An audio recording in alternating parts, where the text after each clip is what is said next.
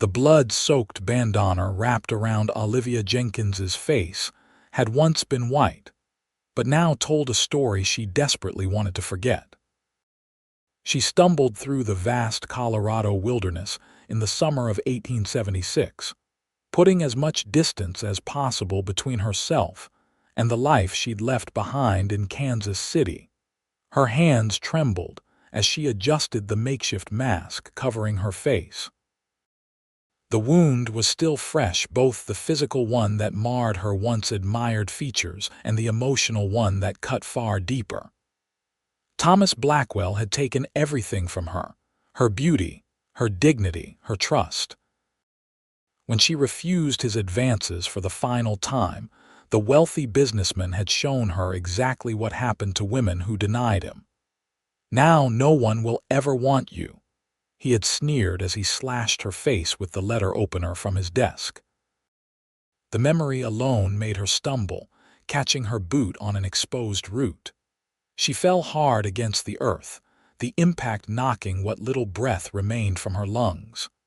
Olivia lay there, wondering if this was where her journey would end. 3 days of walking with minimal supplies had left her weakened. The thundering hoofbeats approaching from the distance barely registered until they were almost upon her. "Whoa there, Maverick," a deep voice commanded. Olivia scrambled to her feet, pulling the bandana higher and ducking her head. She had no weapons, no way to defend herself. The horseman dismounted with a fluid grace that spoke of a lifetime in the saddle. "Madam, you all right?" His voice carried a gentle southern drawl. She turned away, hiding her face. "I'm fine. Please just go." "You're about 5 miles from Las Animas and there's a storm brewing. Doesn't seem fine to me." The man took a step closer. "Name's Xavier Cross. I ranch about 3 miles west of here." Olivia kept her back to him, clutching her small bag of possessions to her chest. "I appreciate your concern, Mr. Cross, but I don't need assistance. That blood on your bandana tells a different story." His voice remained gentle, non-threatening. "I'm not aiming to harm you, madam, but a woman alone out here, it ain't safe." A distant rumble of thunder punctuated his words, and Olivia shivered involuntarily. She hadn't considered the weather. Dying of exposure hadn't been part of her hasty escape plan. "You're welcome to ride with me to my ranch. Get cleaned up, have a proper meal, and rest until the storm passes." He paused. "I won't ask questions you don't want to answer." The sincerity in his voice made her hesitate. She'd trusted the wrong people before, but what choice did she have now? "I can't show my face," she whispered, the words catching in her throat. Xavier remained still for a moment before his boots crunched on the dry ground as he moved closer. Not too close, just enough to offer his canteen. "Take some water at least. You look about ready to collapse." Olivia accepted it with trembling fingers, turning away to take a small sip beneath her bandana. The cool water was a blessing on her parched lips. "Thank you," she murmured, returning the canteen without meeting his eyes. The first drops of rain began to fall, fat and heavy. The sky had darkened considerably in just the few minutes they'd been talking.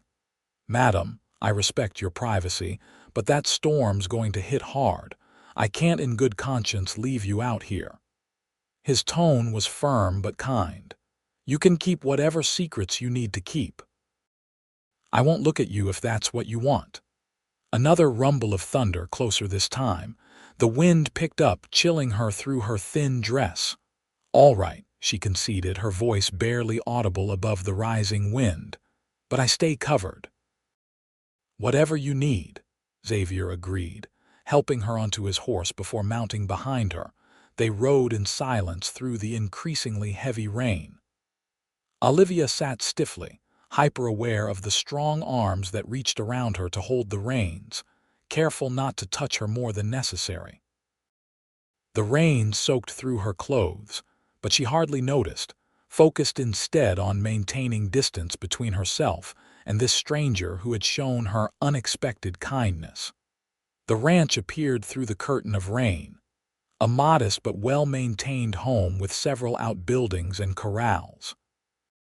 A dog barked, announcing their arrival as Xavier guided his horse to the covered porch. "Home, sweet home," he said, dismounting smoothly before offering his hand to help her down. Olivia hesitated before accepting his assistance, keeping her head bowed as her feet touched the ground. "I'll stable Maverick. The door's unlocked, go on in and warm yourself by the fire." He hesitated. "There's clean towels in the chest by the hearth." Olivia stood frozen on the porch as Xavier led his horse to the nearby barn. The rain pounded around her and lightning split the sky. Taking a deep breath, she pushed open the door and stepped inside. The cabin was simple but comfortable. A stone fireplace dominated one wall, its embers still glowing. Olivia moved toward it, drawn by the promise of warmth.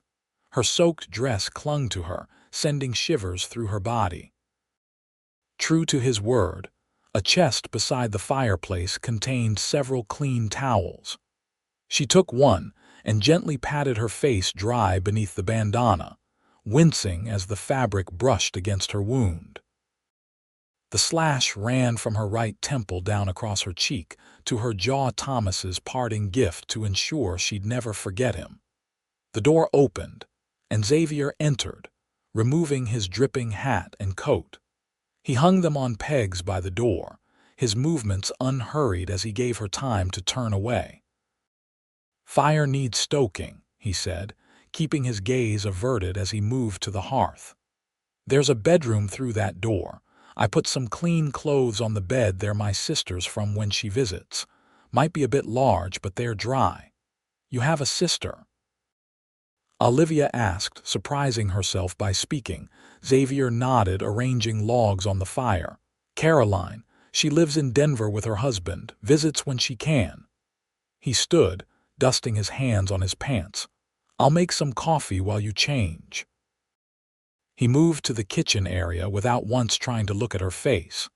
This small courtesy nearly undid her. How long had it been since someone had shown her basic respect? The bedroom was small but clean, with a patchwork quilt covering the bed and curtains framing the single window. The women's clothing, a simple skirt and blouse, lay folded neatly on the bed. Olivia changed quickly, grateful to be out of her wet garments. The clothes were indeed a bit large, but clean and comfortable.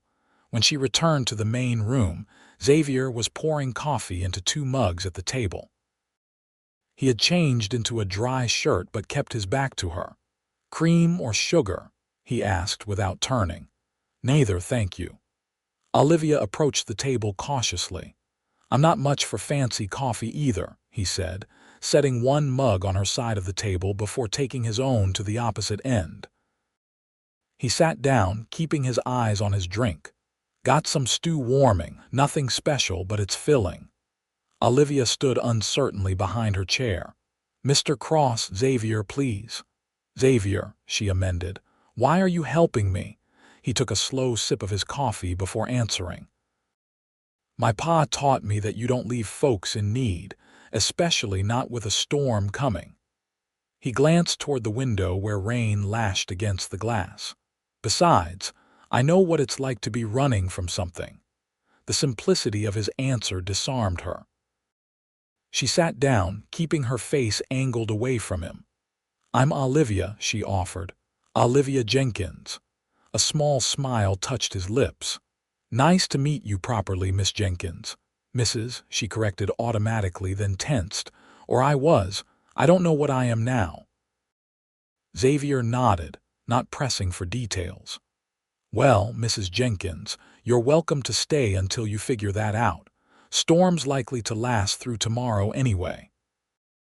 They ate in companionable silence, Olivia turning away each time she needed to adjust her bandana to take a bite of the surprisingly good beef stew. The wind howled outside, making the cabin creak, but the fire kept the space warm and dry. "You mentioned you ranch," Olivia said finally, breaking the silence. "Do you run cattle?" Xavier seemed pleased by her question. Some cattle, but mostly horses. I train them for the army and for private buyers. Pride crept into his voice. Got a reputation for handling the difficult ones. You must be very patient, she observed. Had to learn to be. He refilled their coffee mugs. Horses are honest creatures. They don't hide what they're feeling. If they're scared or angry, they show it. Makes them easier to understand than people sometimes. Olivia's hand unconsciously drifted to her bandana. People can be unpredictable, that they can. His blue eyes met hers briefly before respectfully shifting away. The bedroom's yours tonight. I'll take the chair by the fire. I couldn't, it's settled, he said firmly. I've slept in worse places. Later, lying in the unfamiliar bed, Olivia listened to the storm raging outside.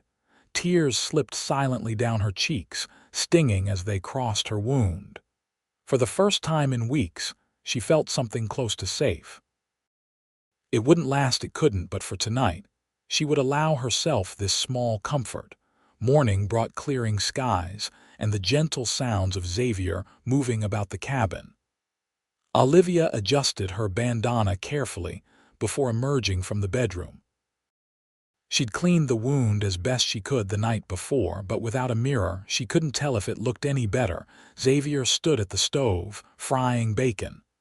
Morning, he said without turning. Coffee's ready if you want some. Thank you. Olivia poured herself a cup, watching him work. His movements were efficient, practiced. You cook well for a bachelor. A smile crossed his face. When you live alone, you learn quick or you starve. He transferred bacon to a plate, then cracked eggs into the hot fat. How'd you sleep? Better than I have in a while, she admitted. They ate breakfast with the same careful arrangement as dinner, Xavier never attempting to look directly at her face. Afterward, he announced he needed to check on his horses after the storm. You're welcome to join me if you'd like, he offered, or stay here and rest. Olivia surprised herself by saying, I'd like to see the horses. The morning air was fresh after the rain, the world washed clean. Xavier's property stretched before them, not the largest ranch she'd seen, but well-maintained with sturdy fencing and several paddocks. They walked to the largest corral where half a dozen horses grazed or dozed in the morning sun. These are my current projects, Xavier explained, leaning against the fence. Army commissioned me to train 4 of them. The other 2 are for a banker in Denver. Olivia observed the animals with interest. One in particular caught her eye, a dappled gray mare who stood apart from the others, watching them warily. That one doesn't seem to like company, she remarked. Xavier followed her gaze. That's Shadow. She's had a hard life before coming here. Previous owner beat her something fierce. She doesn't trust people much. Something in his tone made Olivia look at him more closely. Can she be trained? It's not about training with her. It's about healing. He whistled softly, and the mare's ears pricked forward, though she didn't approach. She needs to learn that not all humans mean harm. Takes time and patience, but she's worth it. Olivia felt a lump form in her throat. And if she never trusts again, Xavier considered the question seriously. Then I'll respect that and give her a safe place anyway. But I believe she will in her own time. He glanced at Olivia briefly. Animals and people aren't so different that way. They spent the morning touring the ranch. Xavier showed her the barn where he kept his tack and tools, the workshop where he crafted leather pieces for his horses, and the vegetable garden that supplemented his provisions. Throughout it all, he maintained a respectful distance, never pressing her for information about herself. By midday, Olivia found herself relaxing slightly in his company. His steady presence and lack of prying questions soothed her frayed nerves. When they returned to the cabin for lunch, she even managed a small smile beneath her bandana as he told a story about a particularly stubborn mule he'd once owned. "You have family waiting for you somewhere, Mrs. Jenkins?" Xavier asked as they washed dishes together after lunch. The question, coming after hours of careful avoidance of her past, startled her. "No," she answered after a moment. "No one's waiting." Xavier nodded, accepting this without comment. "I need to ride into town for supplies this afternoon." "You're welcome to come along or stay here, whichever you prefer." The thought of facing strangers made Olivia's stomach clench. "I'll stay if that's all right, of course." He dried his hands on a towel. "I won't be more than a couple hours. Make yourself at home." After Xavier left, Olivia explored the cabin more thoroughly. It was a simple two-room structure with the addition of a lean-to kitchen, but everything had its place. Bookshelves held an impressive collection for a rancher classics, practical guides to horse training and ranching, even a few volumes of poetry. A photograph on the mantel showed a younger Xavier with a woman who shared his features, Caroline, she presumed. A small mirror hung near the door, and Olivia approached it cautiously. She hadn't properly seen her face since the attack. With trembling fingers, she unwound the bandana. The sight made her gasp. The cut was angry and red, starting near her hairline and slashing diagonally across her cheek. Though it appeared to be healing without infection, it was obvious it would leave a significant scar. Her once smooth skin, which had drawn compliments since she was a girl, would be permanently marked. Tears welled in her eyes as she rewrapped the bandana. Thomas had succeeded in his goal to make her so repulsive no man would look at her again. Even kind Xavier, who offered shelter and food, couldn't bear to look directly at her. She was still sitting by the fire, lost in these dark thoughts when Xavier returned. He entered carrying supplies, his expression brightening when he saw her. "Found some things you might need," he said, setting down his packages. He pulled out a bundle and handed it to her. "Nothing fancy, but Caroline always says a woman needs her own things." Inside the package, Olivia found a hairbrush, a small bottle of rose-scented soap, a toothbrush, and a few other personal items. The thoughtfulness of the gesture brought fresh tears to her eyes. "Thank you," she whispered. "That's very kind." Xavier shrugged, looking slightly embarrassed. "Wasn't sure what you had with you. There's a few other things, too." He showed her the food supplies he'd purchased, along with a newspaper and some penny dreadful novels. "Thought you might like something to read." That evening, after a dinner of fresh bread and bean soup, they sat by the fire reading. Olivia found herself stealing glances at Xavier as he frowned in concentration over his book. His profile was strong, straight nose, firm jaw covered with a neatly trimmed beard, kind eyes. Not classically handsome like Thomas had been, but there was something appealing about his rugged features. "You keep staring at me, Mrs. Jenkins," Xavier said without looking up from his book.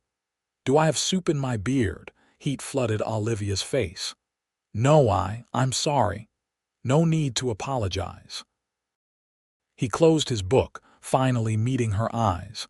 "I'm just wondering what's on your mind." "Why don't you ask about my face?" The question burst from her before she could stop it. Xavier set his book aside completely. "Because it's not my business unless you want it to be. Most people would be curious. Most people don't know when to mind their own affairs." He leaned forward, elbows on his knees. "I figure whatever you're hiding under that bandana, you've got good reason for it. When you're ready to show me if you ever are, that's your choice." Olivia's fingers twisted in her lap.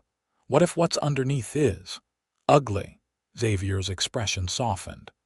"Mrs. Jenkins, in my experience, true ugliness rarely has anything to do with a person's face." His words hung in the air between them, warm and weighty with sincerity. Olivia felt something shift inside her, a small crack in the wall of shame and fear she'd built around herself. "My husband did this to me," she said finally, her voice barely audible. When I told him I was leaving him, Xavier didn't react with shock or pity. He simply nodded, his eyes never leaving hers. He's still alive.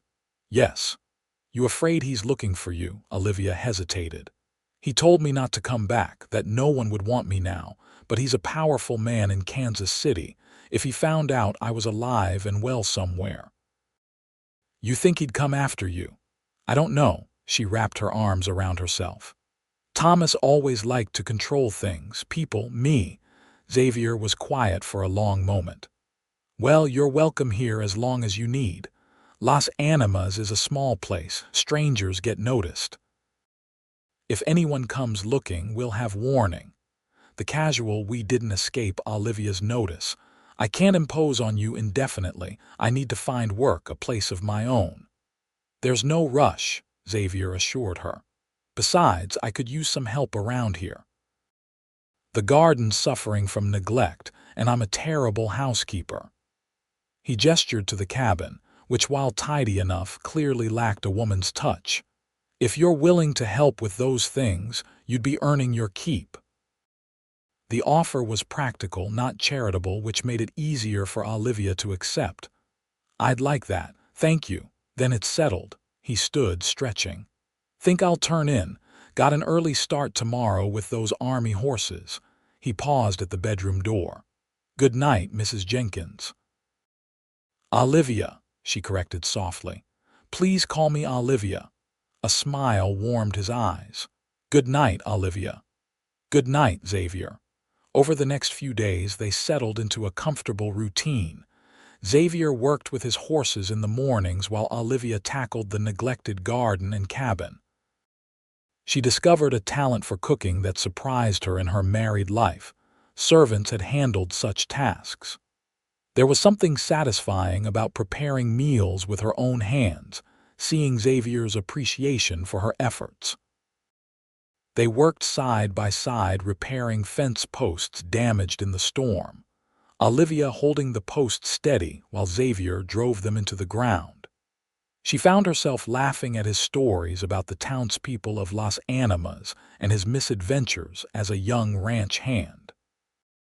Each night, she changed the bandana covering her face, cleaning the wound carefully.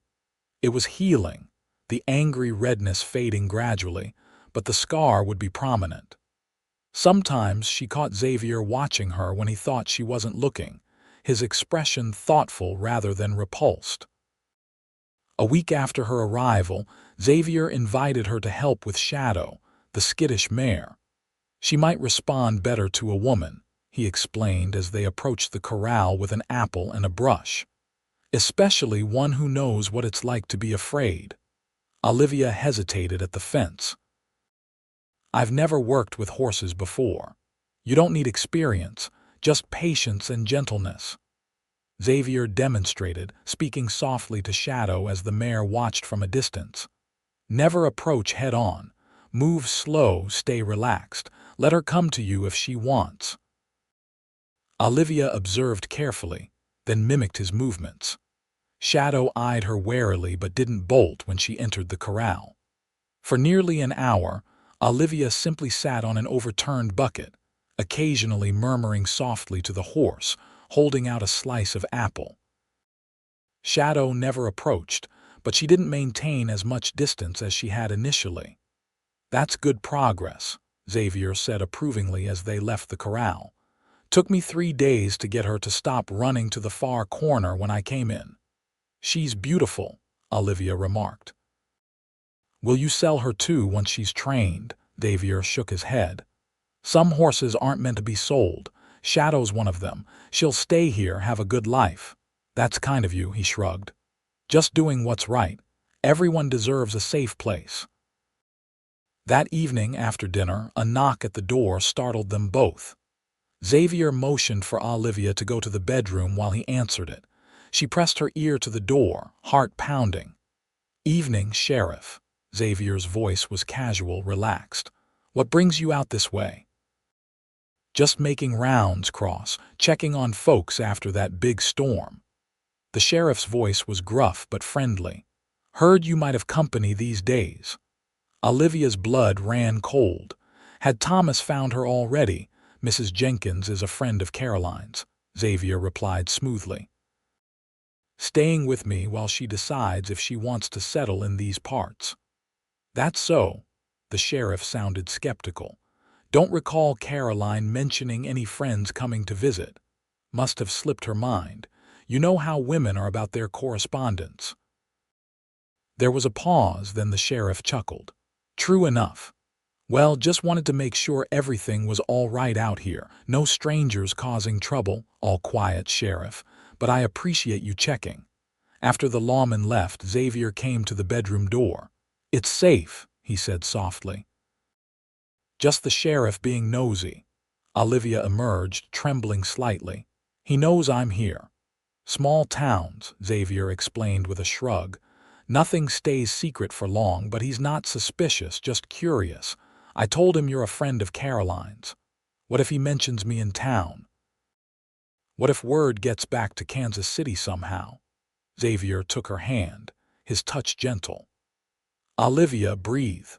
Las Animas is 100 miles from Denver, and Denver's a long way from Kansas City. The chances of your husband hearing about a woman staying at my ranch are slim to none. His reassurance helped slow her racing heart, but the incident was a stark reminder of her precarious situation. She wasn't just hiding her face, she was hiding her entire existence. That night, sleep eluded her. The fear that had briefly receded came rushing back. What was she doing here, playing at domesticity with a man she barely knew? Thomas would never stop looking if he thought she might be building a new life. Men like him didn't allow what they considered their property to escape. By morning, Olivia had made a decision. She found Xavier by the barn, already saddling Maverick. I need to leave, she announced without preamble. Xavier turned, surprise evident on his face. Because of the sheriff. Because I can't stay in one place, it's not safe. She twisted her hands together. I appreciate everything you've done, but where will you go? He interrupted, his voice gentle. The question stopped her short. She had no plan, no destination. I don't know. Further west, maybe California. Xavier secured the saddle before facing her fully. That's a dangerous journey for anyone, let alone a woman traveling alone. I don't have a choice. You always have choices, Olivia. He stepped closer, careful to maintain the respectful distance he always kept. Running isn't always the answer. It is when someone's chasing you. Is he? Xavier asked quietly. Chasing you, or are you running from ghosts? The question struck her like a physical blow. You don't understand. Then help me understand. His voice was earnest, his eyes searching hers. Tell me what you're so afraid of. The dam broke. Words poured out of Olivia, the years of subtle control and manipulation. The gradual isolation from friends and family. The first slap that had shocked her to her core. The escalating violence that followed whenever Thomas felt challenged or defied. She told him about her final decision to leave, how she'd packed a bag while Thomas was at work, and his unexpected early return. He said if he couldn't have me, no one would, she whispered, fingers trembling as they touched the bandana. He held me down and used his letter opener. Said he was marking what was his. Then he told me to get out, that I was too damaged for anyone else to want now. Xavier listened without interrupting, his expression growing increasingly grim. When she finished, he remained silent for a long moment. May I see? He finally asked, his voice gentle. Olivia stiffened. See what? What he did to you. If you're comfortable showing me. Fear and shame warred within her. No one had seen her face since the attack except the doctor who'd stitched her wound the night she fled. The thought of revealing her disfigurement to Xavier, of seeing disgust replace the warmth in his eyes, made her physically ill. I can't, she whispered. Xavier nodded, acceptance in his gaze. That's all right. Just know that whenever you're ready, if you're ever ready, I'm here. He reached out slowly, telegraphing his movements, and took her hand. "And Olivia, you have nothing to hide from me, nothing that would make me think less of you." The sincerity in his voice nearly undid her. "You don't know that, you haven't seen." "I don't need to see your face to know your heart," he said simply. "And that's what matters to me." Tears welled in Olivia's eyes. "I'm afraid all the time," she admitted. "Afraid he'll find me. Afraid no one will ever look at me without pity or revulsion. Afraid I'll spend the rest of my life hiding." Xavier squeezed her hand gently. "Fear's natural, but you don't have to face it alone anymore." He released her hand and stepped back. "If you truly want to leave, I'll help you, get you supplies, money for the journey. But I hope you'll consider staying, at least a while longer." His offer of help with no strings attached touched something deep inside Olivia. "Why are you being so kind to me?" A sad smile crossed his face. "Because someone once showed me kindness when I needed it most. Seems only right to pass it along." The mystery in his words intrigued her, but before she could ask what he meant, Xavier turned to finish preparing Maverick. "I need to deliver a horse to the Wilsons' place today," he explained. "Should be back by supper. Will you still be here?" The question hung in the air between them. Olivia took a deep breath. "Yes, I'll be here." Relief softened his features. "Good, that's good." He mounted Maverick, tipping his hat to her. "See you this evening, then." As she watched him ride away, Olivia felt the weight of his kindness settling around her like a warm blanket. For the first time since Thomas's attack, she allowed herself to consider a future beyond mere survival, a future where she might find peace, perhaps even happiness again. She spent the day tending the garden and preparing a rabbit stew for dinner, finding comfort in the routine tasks. As the afternoon waned, she wandered to Shadow's corral. The mare watched her approach but didn't retreat to the far corner as usual. "Hello, girl," Olivia said softly, settling on her bucket with an apple slice. "Just us scarred ladies today."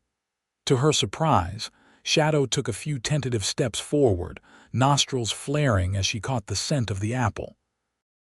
Olivia remained perfectly still, hand extended as the horse approached cautiously. After several minutes of hesitation, Shadow delicately took the apple slice from her palm. "Good girl," Olivia whispered, tears springing to her eyes at this small victory. She didn't attempt to touch the horse, simply offered another slice of apple, which Shadow accepted more readily.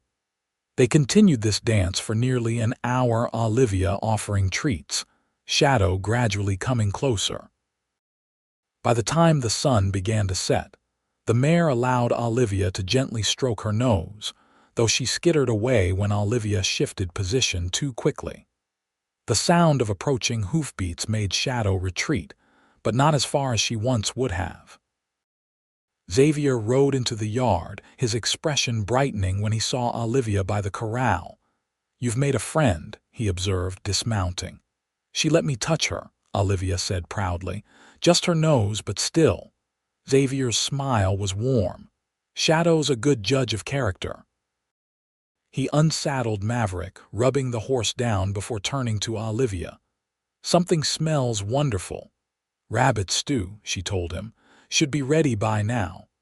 They walked to the cabin together, comfortable in their shared silence.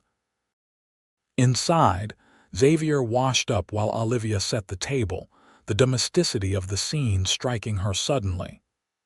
In just over a week, they'd fallen into patterns that felt natural, easy. Over dinner, Xavier told her about his day, about the Wilson family and their new foal, about the gossip he'd heard in town. Olivia found herself laughing at his descriptions of the local characters, momentarily forgetting her fears. "I've been thinking," Xavier said as they washed dishes together. "If you're staying, we should make it official. Give the town something to talk about besides speculation." Olivia stilled, a plate in her hand. "What do you mean?" "I told the sheriff you're a friend of Caroline's. If you're going to stay in Las Animas, we should maintain that story. Say you're helping me with the ranch while considering settling in the area." He dried a cup methodically. "Might mean going into town occasionally, letting people see you. The more normal it seems, the less they'll wonder." The thought of facing strangers made Olivia's stomach clench, but she understood the logic. Hiding completely would only fuel curiosity. "I suppose that makes sense," she conceded, "but I'd need to keep my face covered." Xavier nodded. "Folks might be curious, but they'll respect your privacy if we give them a reason. Could say you were injured in an accident, burned, maybe, and are sensitive about it." The suggestion was practical, but something in Olivia rebelled against the deception. "I'm tired of hiding behind lies," she said suddenly. "I've spent years pretending everything was fine when it wasn't. I don't want to build a new life on more falsehoods." Xavier studied her thoughtfully. "What do you want to do then?" "I don't know." She set down the plate she was drying. "But I do know I can't keep living in fear of what might happen.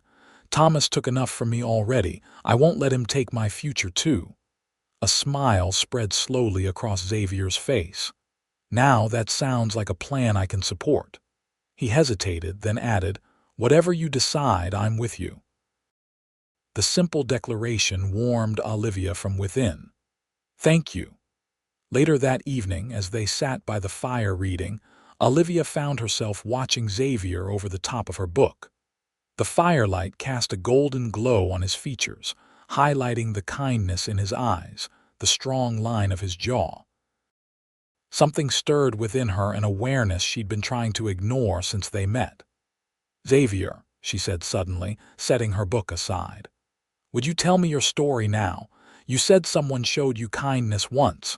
What did you mean?" He closed his own book, considering her question. "It's not a pretty tale." "Few true stories are," she replied softly. Xavier nodded, his gaze fixed on the dancing flames. "I wasn't always a horse trainer. Used to ride with a rough crew out of Texas. Not quite outlaws, but certainly not law-abiding citizens either." His voice took on a distant quality. "I was young, angry at the world.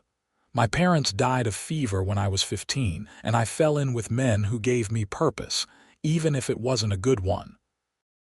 Olivia listened intently as he described years of drifting, taking jobs that often skirted the law, building a reputation as a man who could handle himself in a fight.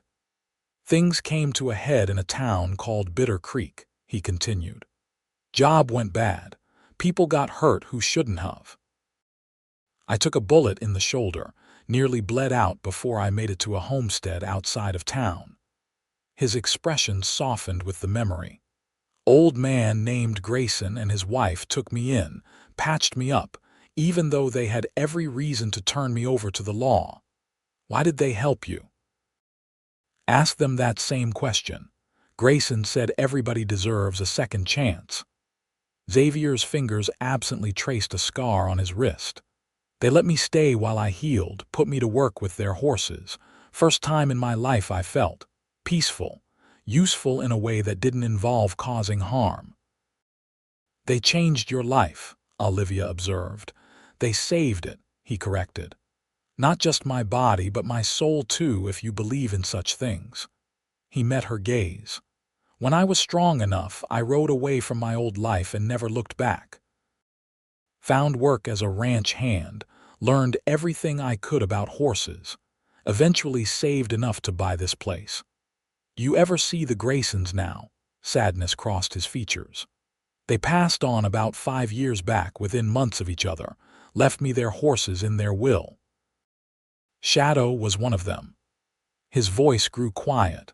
"They're the reason I couldn't leave you out there in that storm.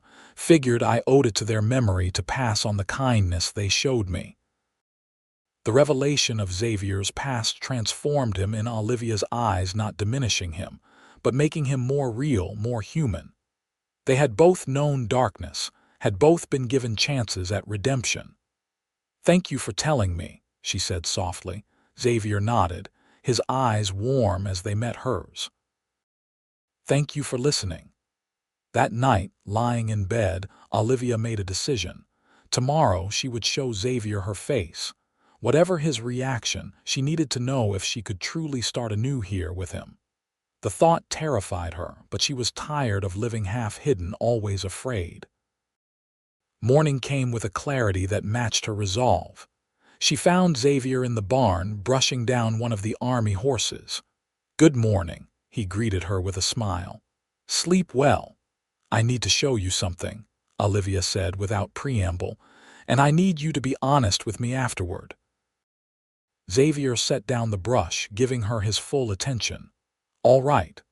Olivia's fingers trembled as they reached for her bandana. "I've been hiding since the moment we met. I can't keep doing it." "Olivia," Xavier said gently, "you don't have to do this if you're not ready." "I do," she insisted. "I need to know if—" She couldn't finish the sentence, couldn't voice her deepest fear that the sight of her scarred face would extinguish the warmth in his eyes. Taking a deep breath, she slowly unwound the bandana. The cool morning air touched her exposed skin, making her newly formed scar tingle. She kept her eyes locked on Xavier's face, watching for his reaction. To his credit, Xavier's expression remained steady.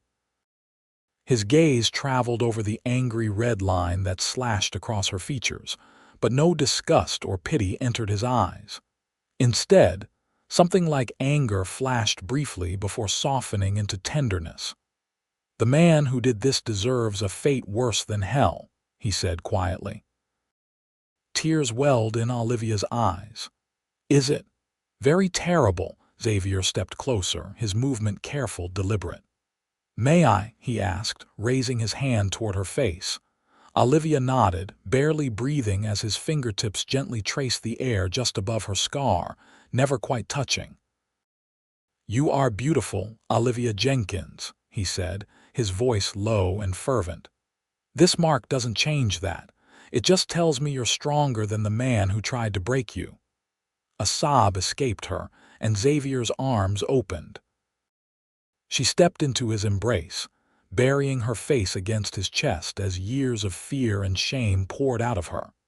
He held her gently, one hand stroking her hair, murmuring soft reassurances. When her tears finally subsided, Olivia stepped back, wiping her eyes. "I was so afraid you'd be repulsed." Xavier shook his head. "Never." His hand cupped her cheek carefully, his thumb brushing away a stray tear. "You have nothing to hide from me, Olivia, nothing at all." The words echoed what he'd said before, but now they carried deeper meaning. Olivia felt something shift between them, a barrier dissolving, a new possibility emerging. "What happens now?" she whispered. "Whatever you want," Xavier replied simply. "This is your life, your choice." Olivia considered his words.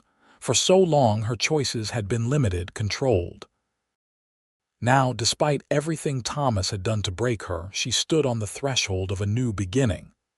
"I want to stay," she said finally. "Here in Las Animas, with you if you'll have me." Joy brightened Xavier's eyes. "Nothing would make me happier." He hesitated, then added, "But we should be practical too." "Your husband, Thomas," Olivia interrupted. "I need to start calling him by his name, not his relation to me. He doesn't own me anymore." Xavier nodded approvingly. "Thomas, then. If he's as powerful as you say, we should take precautions."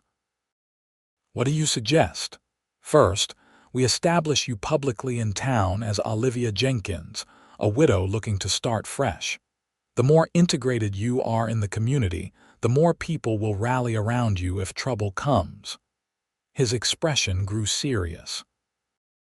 "And we should inform Sheriff Donovan of the truth in confidence. He's a good man, despite his nosiness. If Thomas ever shows up in Las Animas, we'll want the law on our side." The plan was sound, but Olivia still felt a tremor of fear. What if it's not enough? Thomas has money, influence. "Then we face him together," Xavier said firmly. "I won't let him hurt you again, Olivia. I promise you that." The conviction in his voice made her believe him. For the first time since fleeing Kansas City, Olivia felt something beyond fear and survival. She felt hope. The next day, they rode into Los Animas together. Olivia wore her bandana, not from shame but practical necessity. Her wound was still healing, and the sun and dust would aggravate it. Xavier had explained it was common enough for people to cover their faces in the Western Territories as protection from the elements. The small town bustled with activity, merchants selling wares, cowboys fresh from cattle drives spending their pay, families going about their business. Eyes turned curiously toward them as they tied their horses outside the general store. "Ready?" Xavier asked quietly. Olivia took a deep breath and nodded. "As I'll ever be." They entered the store together, Xavier's hand resting lightly at the small of her back. The proprietor, a balding man with spectacles, looked up from his ledger. "Xavier Cross, twice in 1 week, must be a special occasion." His curious gaze moved to Olivia. "And who might this lovely lady be, Mr. Peterson? May I present Mrs. Olivia Jenkins," Xavier said formally. "Mrs. Jenkins, this is Harold Peterson, purveyor of the finest goods in Los Animas and collector of the town's most interesting gossip." Peterson chuckled good-naturedly. "Guilty as charged on both counts." He extended his hand to Olivia. "Pleasure to meet you, Mrs. Jenkins." New to our little corner of Colorado, Olivia shook his hand, grateful for Xavier's light-hearted introduction. "Yes, I arrived recently. I'm considering settling here permanently." "Well, you've chosen a fine community," Peterson assured her.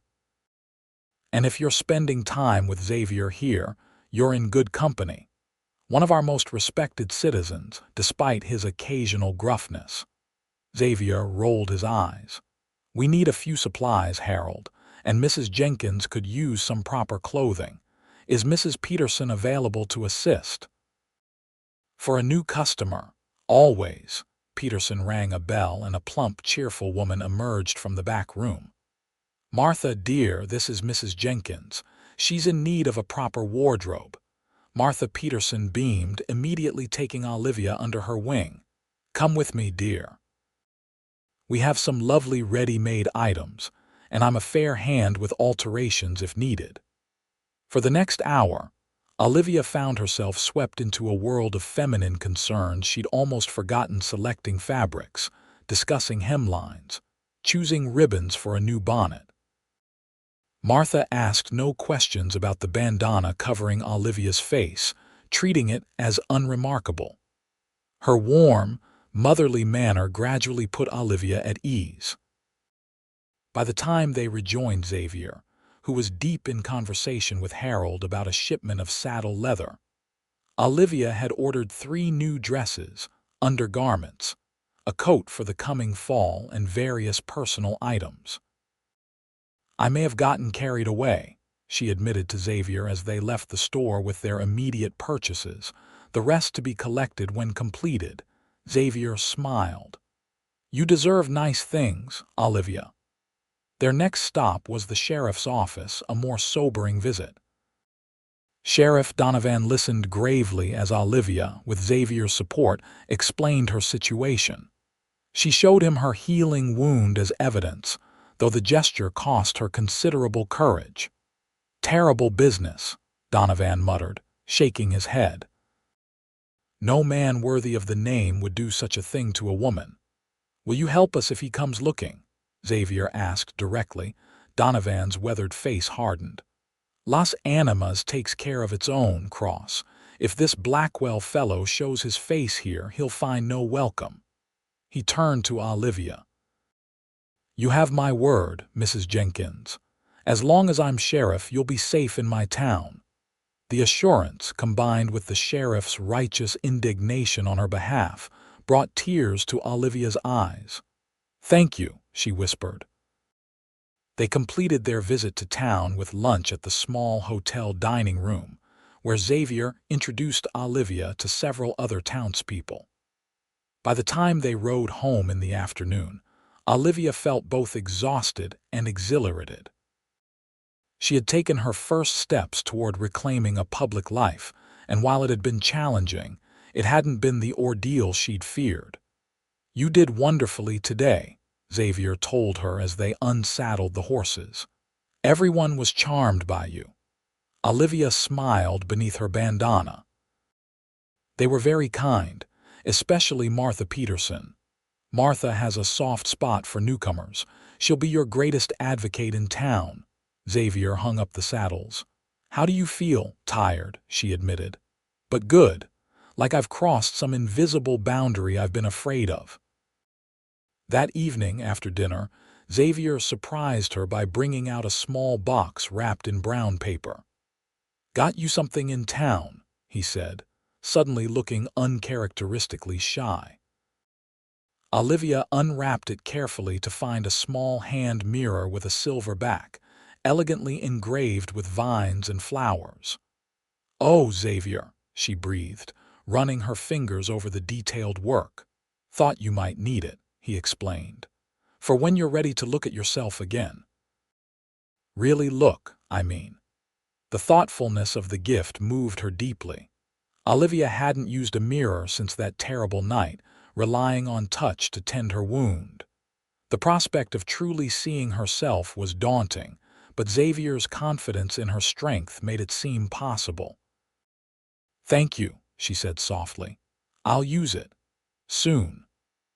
That night before bed, Olivia gathered her courage and held up the mirror.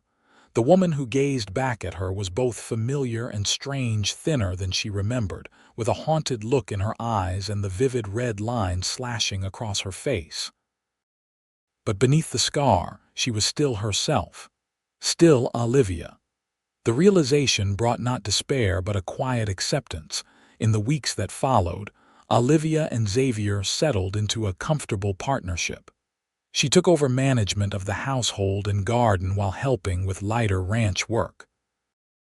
Xavier continued training horses, but found more time to expand his operations with Olivia's organizational skills to assist him.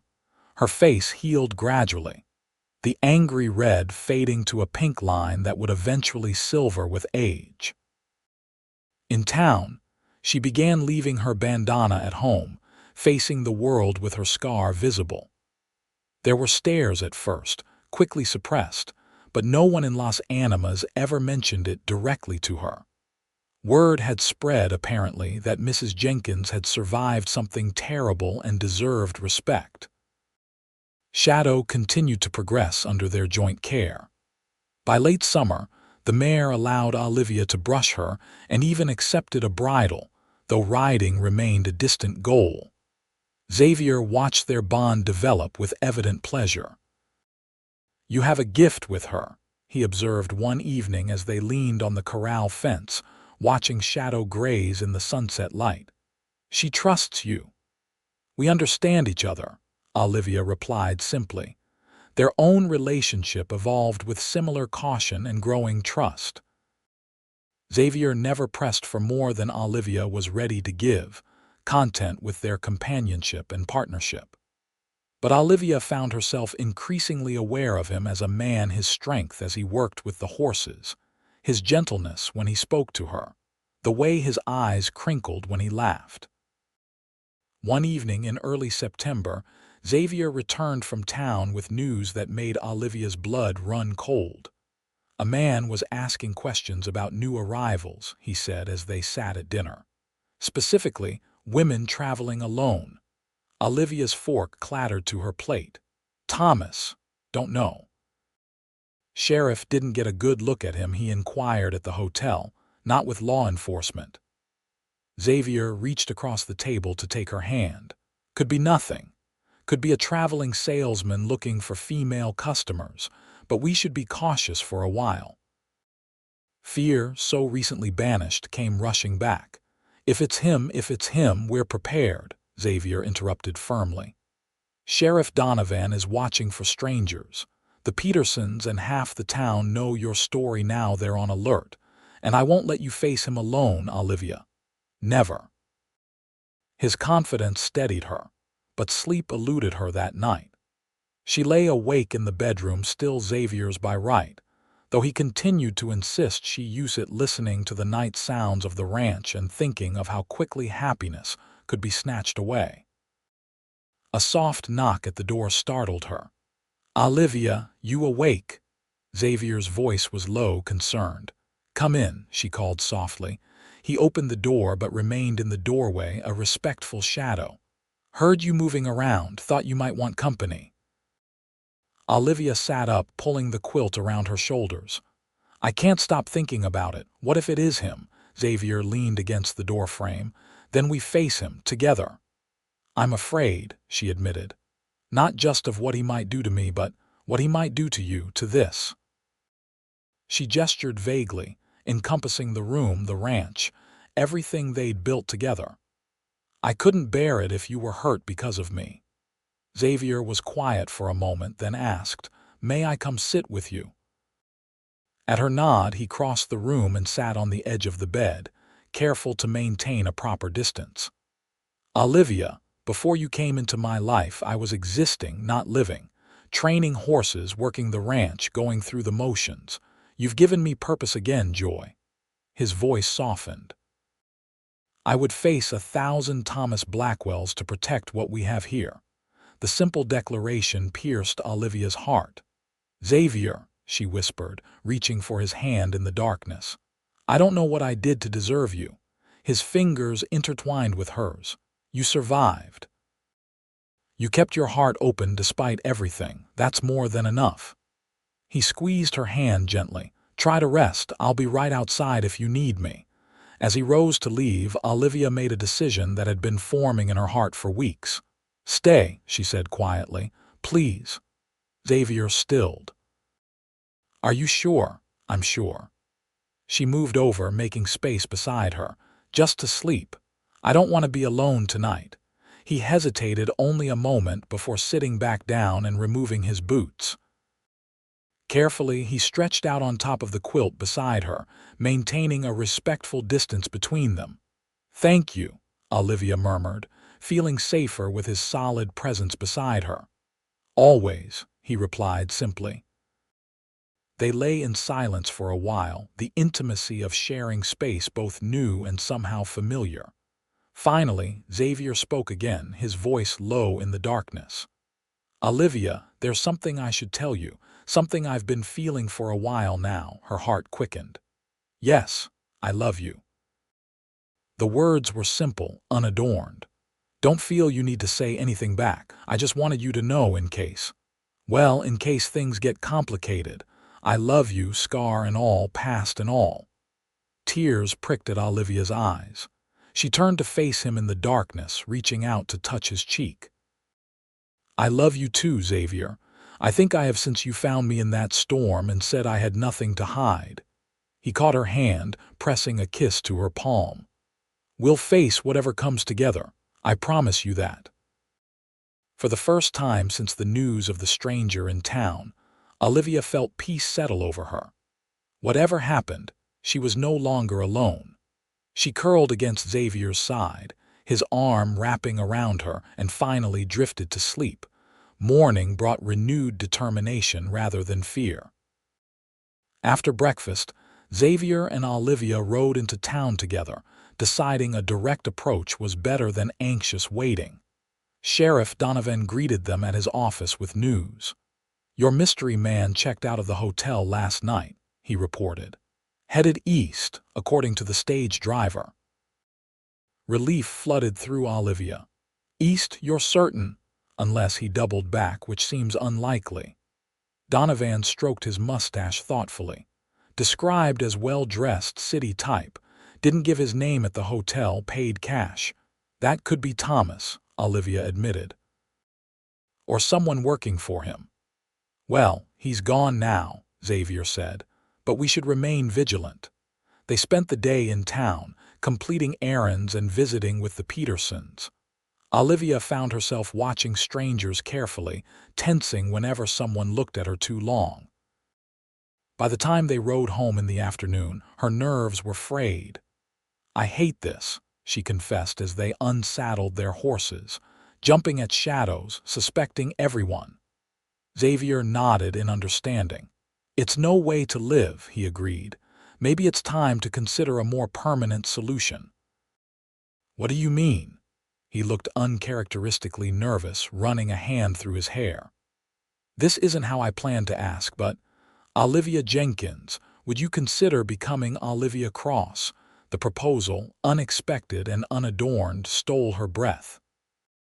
Xavier, are you asking? I'm asking you to marry me, he confirmed, taking her hands in his.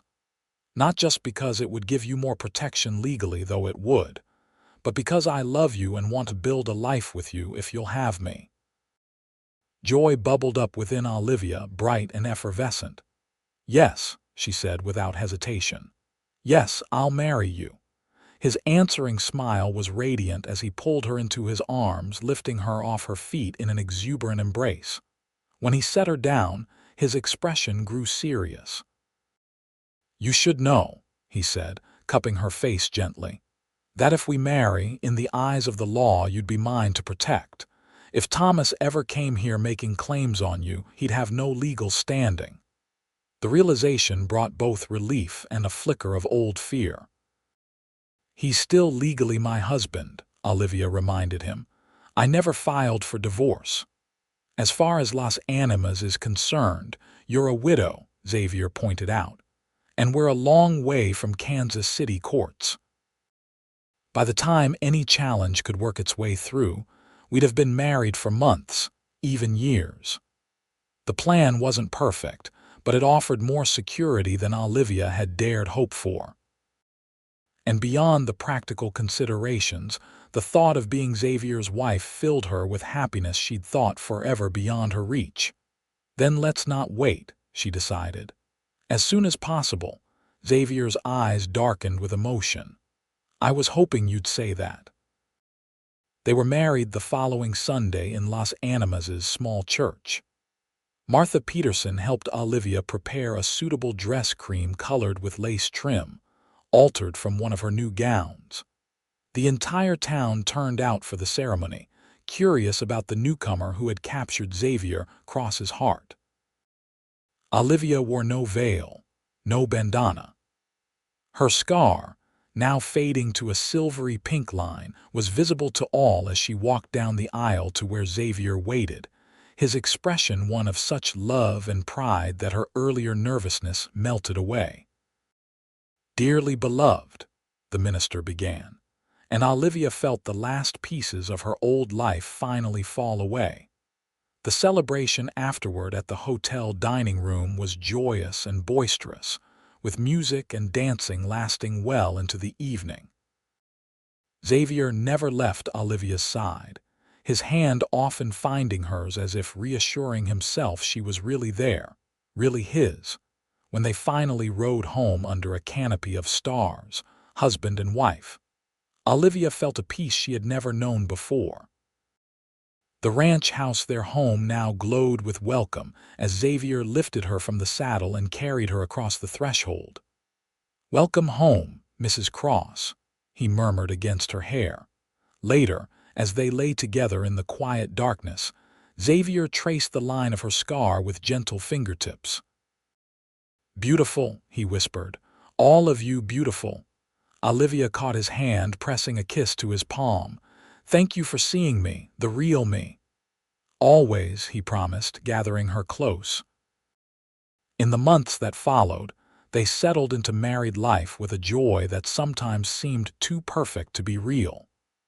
Xavier expanded his horse training business, gaining commissions from as far away as Denver. Olivia transformed the cabin into a true home and started a small business selling preserves and baked goods in town.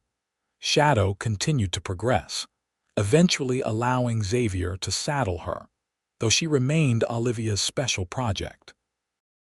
By spring, Olivia could ride her for short distances around the ranch, an achievement that filled her with quiet pride. She just needed patience and love, Olivia explained to Martha Peterson, who had come to visit one sunny afternoon. "Like all of us, I suppose." Martha patted her hand affectionately. "You've bloomed here, Olivia. It does my heart good to see it." The specter of Thomas Blackwell gradually receded from Olivia's thoughts, though never completely disappearing. Occasionally, she would start at the sight of a well-dressed stranger in town, or wake from nightmares in which he found her. But Xavier's steady presence always calmed her fears. In late spring, Olivia discovered she was expecting their first child. The news filled Xavier with a joy so profound it brought tears to his eyes. "A family," he whispered, his hand resting gently on her still flat stomach. "Our family." As summer turned to fall and Olivia's condition became obvious, the entire town celebrated with them. Martha Peterson organized a gathering of local women to prepare baby clothes and linens. Sheriff Donovan presented them with a beautifully carved wooden cradle. His gruff manner softening as he explained it had been his own children's. Xavier worked tirelessly to prepare for the new arrival, adding a nursery to the cabin and taking on extra training commissions to build their savings. Olivia sometimes caught him simply watching her with an expression of wonder, as if he couldn't believe their good fortune. "What are you thinking?" she asked one evening as they sat on the porch, her head resting on his shoulder, his hand covering hers where it lay on her rounded belly.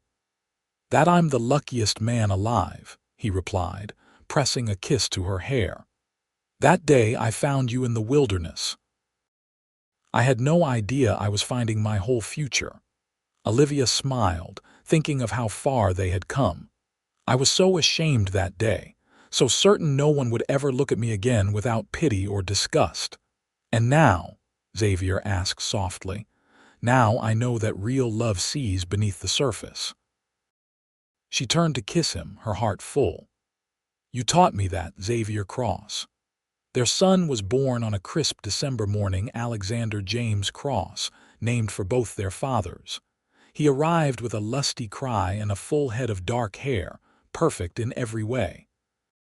As Xavier held his son for the first time, tears streaming unashamedly down his face, Olivia felt her happiness complete. "He's magnificent," Xavier whispered, carefully returning the baby to her arms. "Just like his mother." The months flew by as they adjusted to parenthood.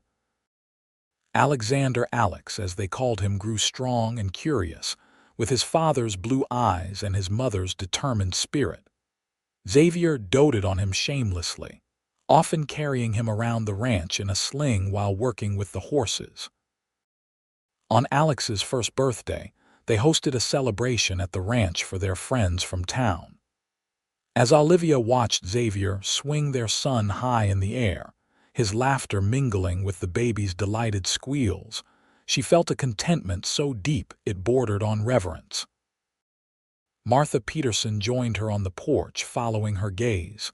"He's a natural father," she observed with a smile. "He is," Olivia agreed. "Sometimes I can hardly believe this is my life."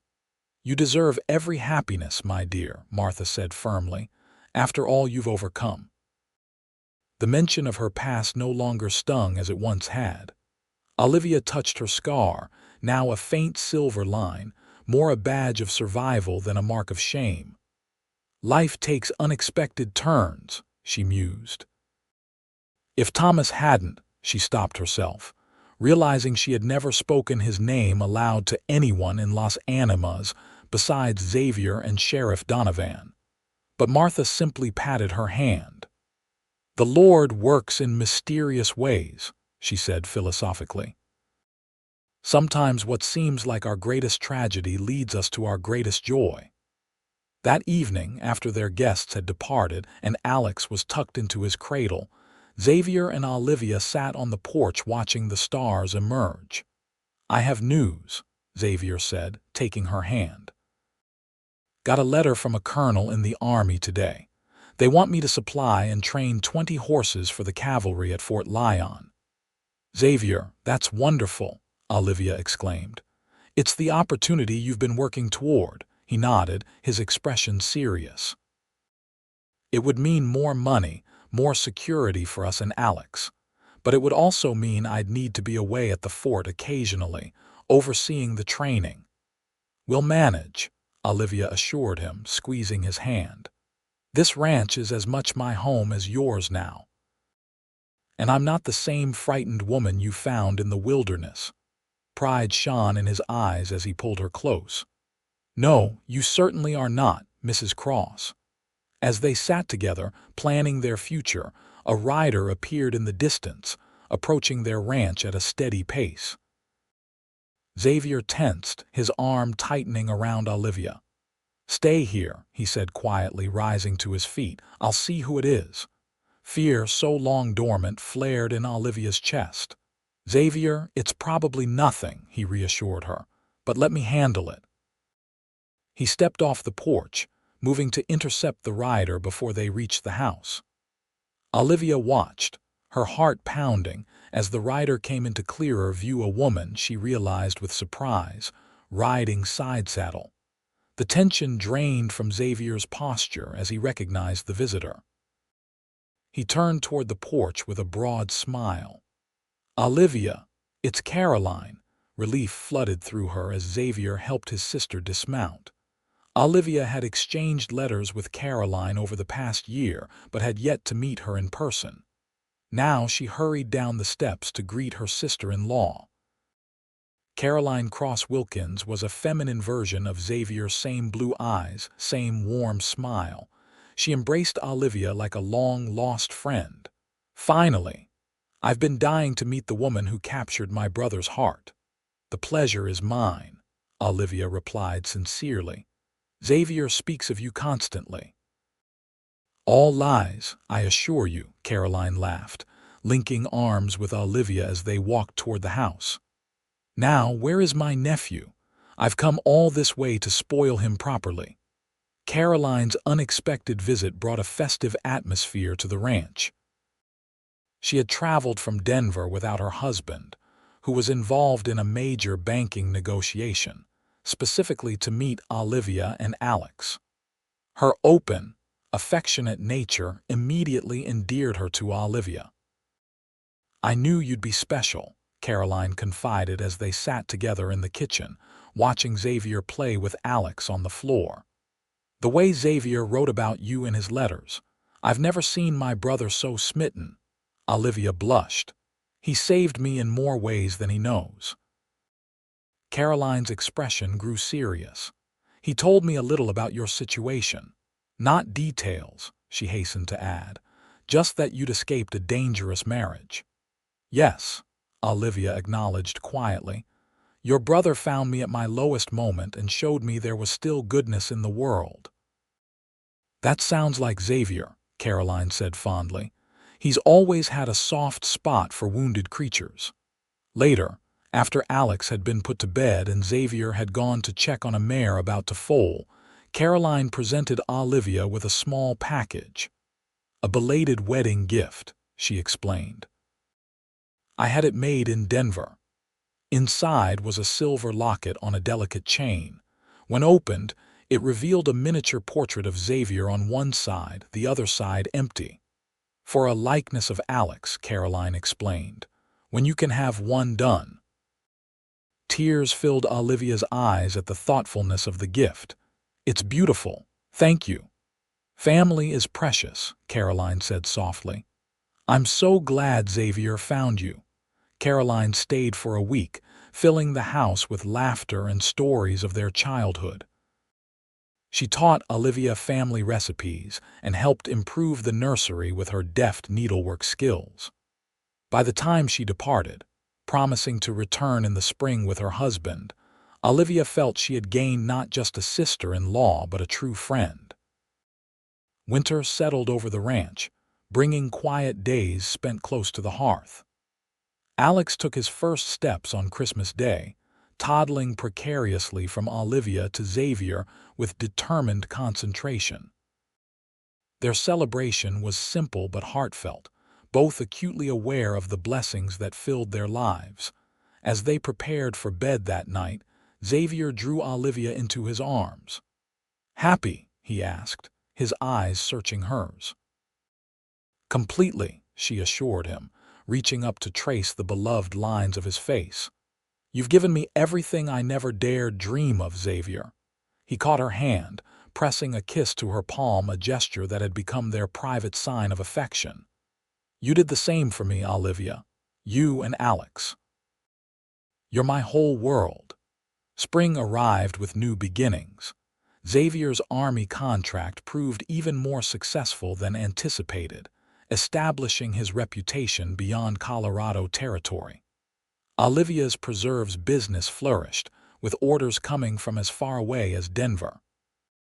Alex grew into an active toddler, his personality blossoming with each passing day. On a warm May afternoon, as Olivia worked in her garden while Alex napped inside, the sound of an approaching carriage caught her attention. Few visitors came by carriage, most of their neighbors traveled by horseback or wagon. She straightened, shading her eyes against the sun. The vehicle was expensive, city-made, pulled by a matching pair of bay horses. As it drew closer, Olivia felt a cold dread settle in her stomach. She knew that carriage, knew the driver in his distinctive livery. Thomas had found her. For one wild moment, she considered fleeing to the house, barring the door, pretending no one was home. But the carriage had already turned into their drive. The driver had seen her. And running had never solved anything before. Xavier was in town, delivering horses to the stage company. She was alone save for Alex. Olivia took a deep breath, squaring her shoulders. She was not the same woman who had fled Kansas City 2 years ago. This was her home, her land.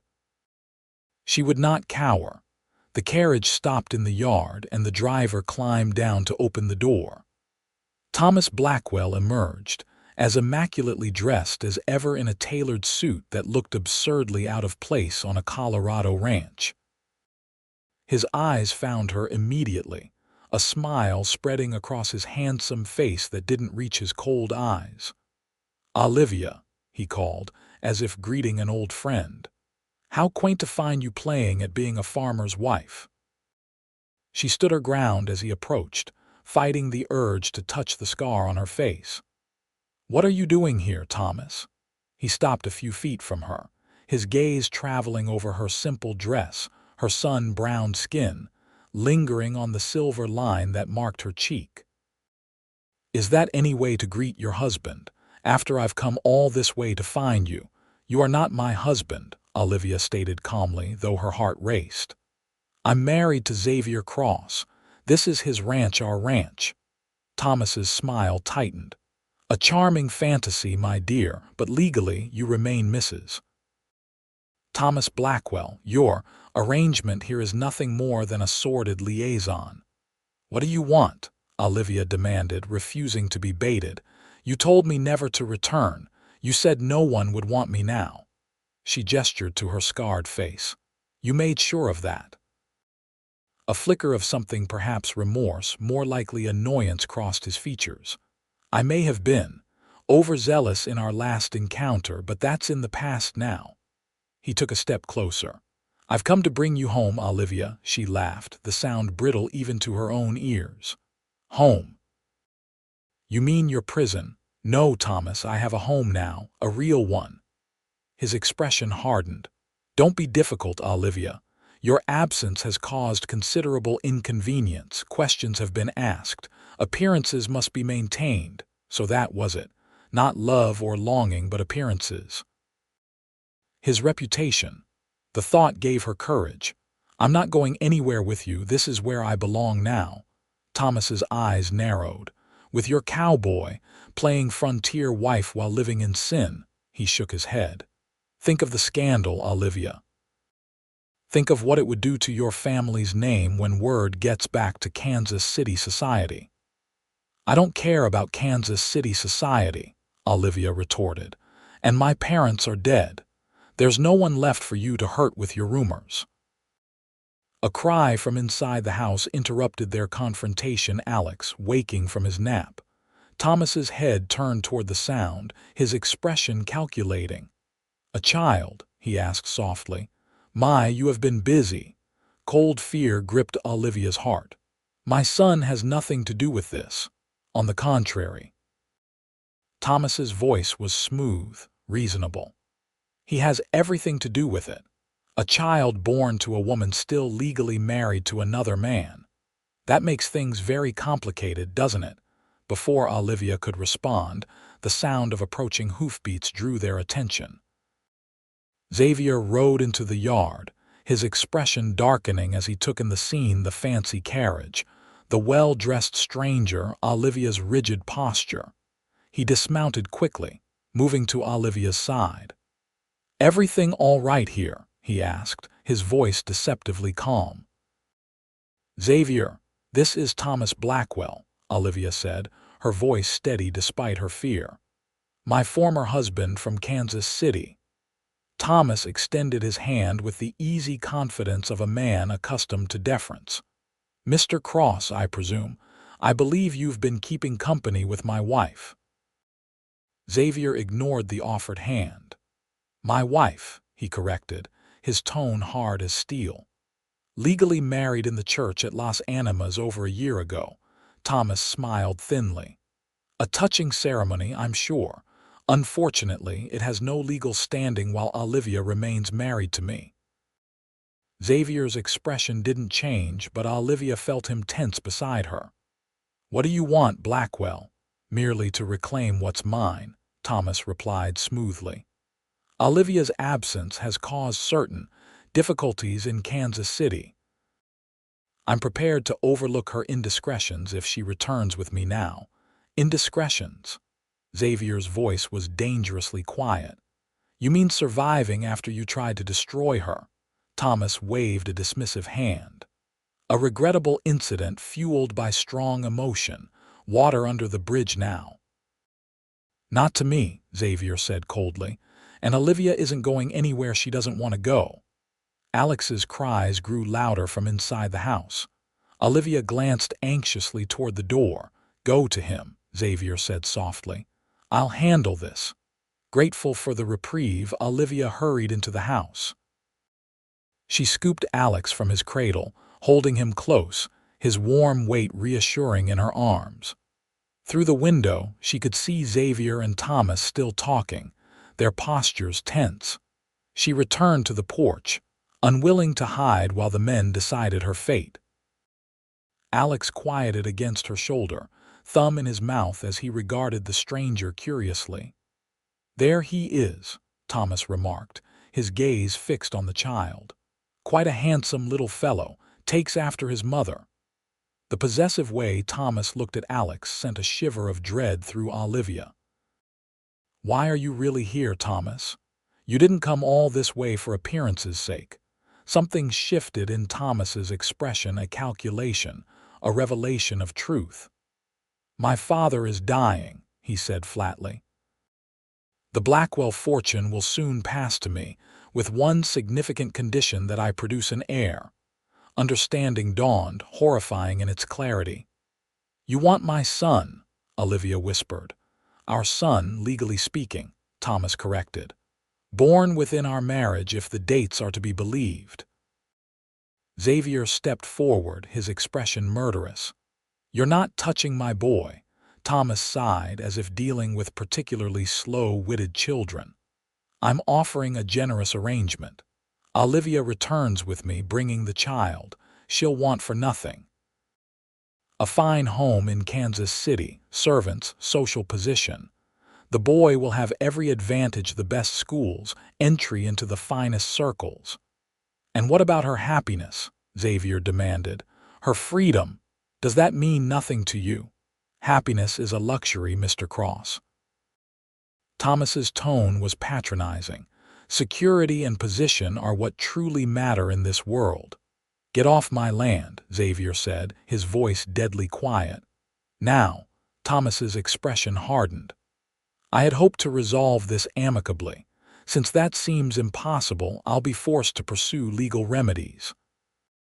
"The courts in Denver will be most interested to hear about a woman who abandoned her lawful husband, committed bigamy, and is now attempting to deny her child his rightful heritage." Fear clutched at Olivia's heart. Courts favored men in such disputes, especially wealthy men with influence. Even with the distance from Kansas City, even with the community's support, a legal battle could tear their family apart.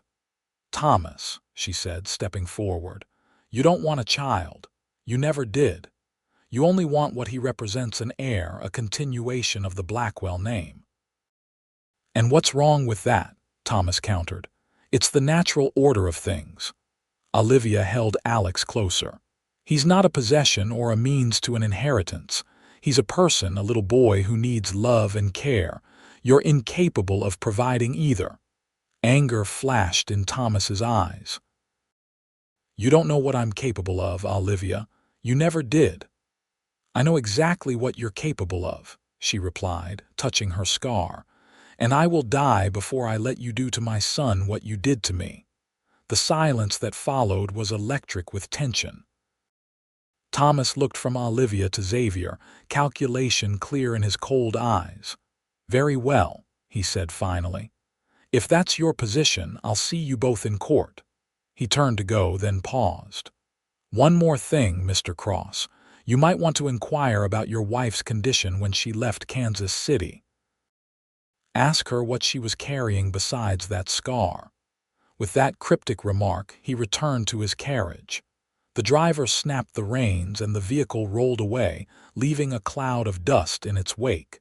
Xavier turned to Olivia, confusion in his eyes. What did he mean?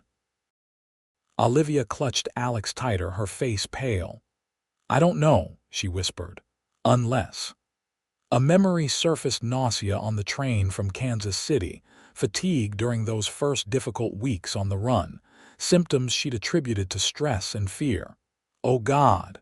Understanding dawned in Xavier's expression. "You were with child when you fled." Tears filled Olivia's eyes. "If I was, I didn't know it. I swear to you, Xavier. And afterward there was so much blood from the injury, so much pain."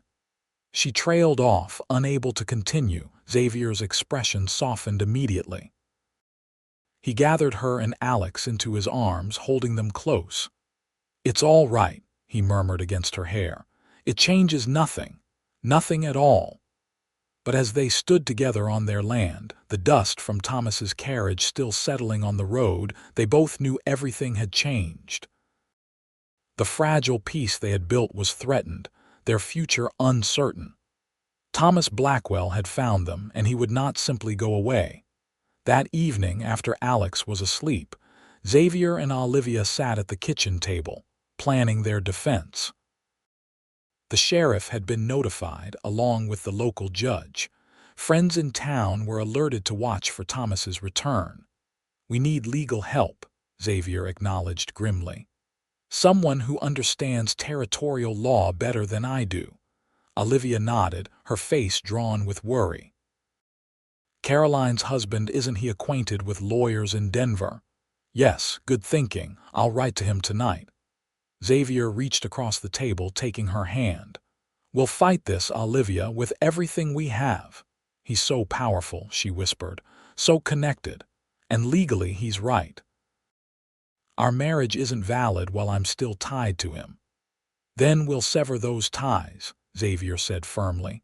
"File for divorce on grounds of cruelty. Your scar is evidence enough." They worked late into the night, composing letters, making plans.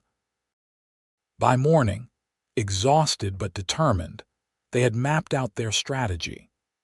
Xavier would ride to Las Animas at first light to post their letters and consult with Judge Wilson, while Olivia would remain at the ranch with Alex, Martha Peterson promising to come stay with them for additional safety. As dawn broke, Xavier pulled Olivia into his arms. "Whatever happens," he vowed, "we face it together. Thomas Blackwell may have money and influence, but we have something stronger: truth and love, and an entire community behind us." Olivia clung to him, drawing strength from his certainty. "I'm not afraid anymore," she realized aloud. "Not of him, not of what people might think. I just want to protect our family." "And we will," Xavier promised, pressing a tender kiss to her forehead. "Whatever it takes." The following weeks brought a flurry of legal activity. Thomas established himself at the hotel in Las Animas, his presence a constant reminder of the threat hanging over them. Papers were filed in Denver courts, lawyers engaged on both sides. Word spread throughout Las Animas and the surrounding ranches. To Olivia's surprise and gratitude, the community rallied behind them without hesitation. Sheriff Donovan made a point of checking on the ranch daily. The Petersons and other townspeople found excuses to visit, ensuring they were never truly alone. Thomas, meanwhile, attempted to curry favor with the local gentry, hosting dinners at the hotel and presenting himself as the wronged husband seeking reconciliation. Few were swayed by his smooth manners and city ways, but his wealth ensured he wasn't without supporters. A preliminary hearing was scheduled in Denver for early July. As the date approached, tension mounted at the ranch. Caroline and her husband arrived from Denver with encouraging news they had secured the services of James Pritchard, one of the territory's most respected attorneys. "He's familiar with cases like yours," Caroline assured Olivia. "Women fleeing abusive husbands, seeking new lives in the territories. He believes we have a strong case for having your marriage to Thomas dissolved." "And what about Alex?" Olivia asked, the question that had been haunting her for weeks. "Can Thomas claim him?" Caroline exchanged a glance with her husband. "That's more complicated," she admitted. "Legally, a child born to a married woman is presumed to be her husband's child. But Alex is Xavier's son." Olivia protested. "Anyone who sees them together can tell." "We know that," Caroline soothed. "And Mr. Pritchard believes we can argue successfully that Thomas abandoned any claim to paternity when he cast you out and told you never to return. But it will be challenging." The day before they were to depart for Denver, Thomas appeared at the ranch again, this time alone. Xavier met him at the gate, refusing to allow him onto the property. "I've come with an offer," Thomas announced without preamble. "A compromise, if you will." Xavier's expression remained impassive. "I'm listening." "The divorce proceedings can continue," Thomas said, his tone reasonable, businesslike. "I'll acknowledge Olivia's claims of cruelty and withdraw any objection. She'll be free to remarry legally, and I'll even provide a modest settlement." Xavier's eyes narrowed. "In exchange for the boy," Thomas replied simply. "He comes with me to Kansas City to be raised as my son and heir. Olivia may visit twice yearly under supervision." "No," Xavier said flatly. "Not now, not ever."